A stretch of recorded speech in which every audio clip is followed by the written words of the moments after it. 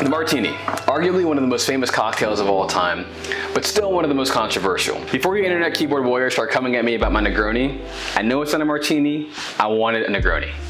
We've all heard the line a dozen or so times, right? The name's Bond. James Bond. No, the other line. A Martini, shaken, not stirred.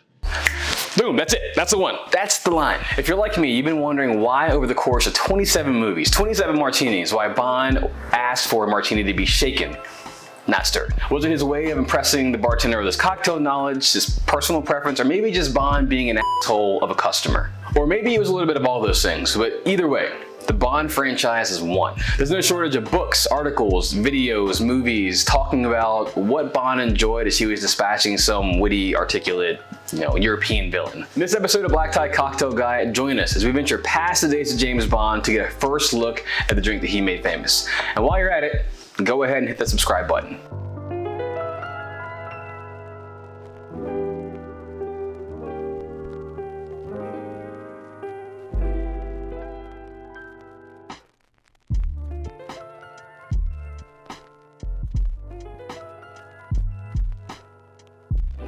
So legend has it that during the gold rush, a man in Martinez, California struck it rich.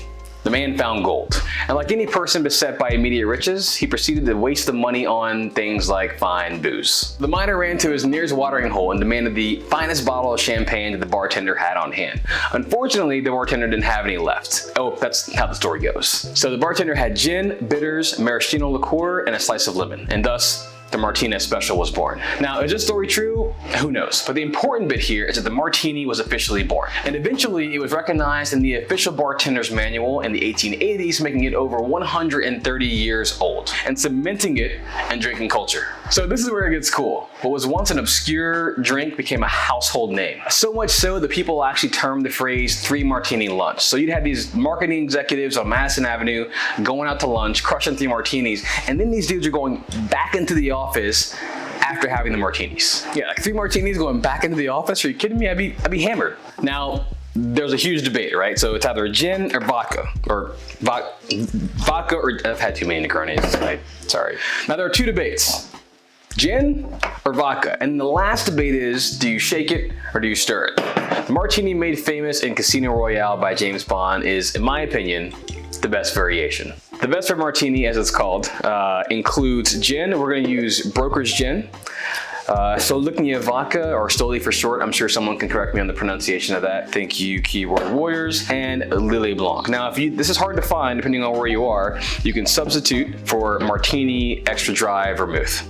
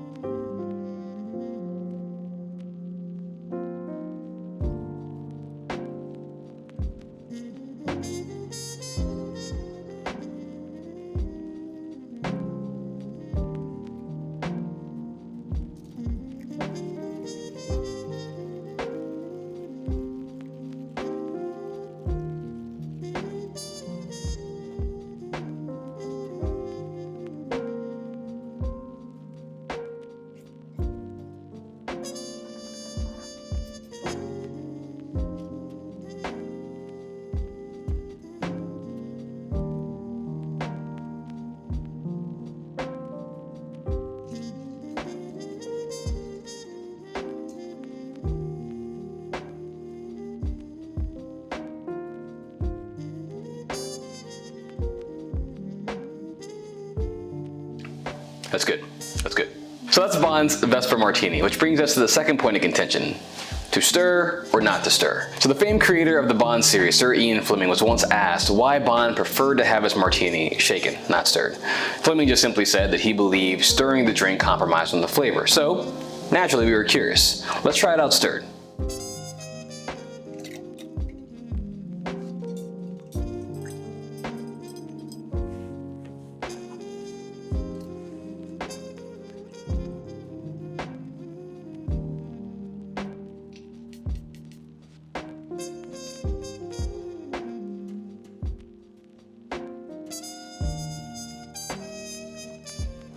All right, this is good, but don't let my tuxedo fool you. I don't think my palate's refined enough to taste the difference. So I'm not gonna argue with Bond. I'm not gonna argue with the whole Fleming franchise.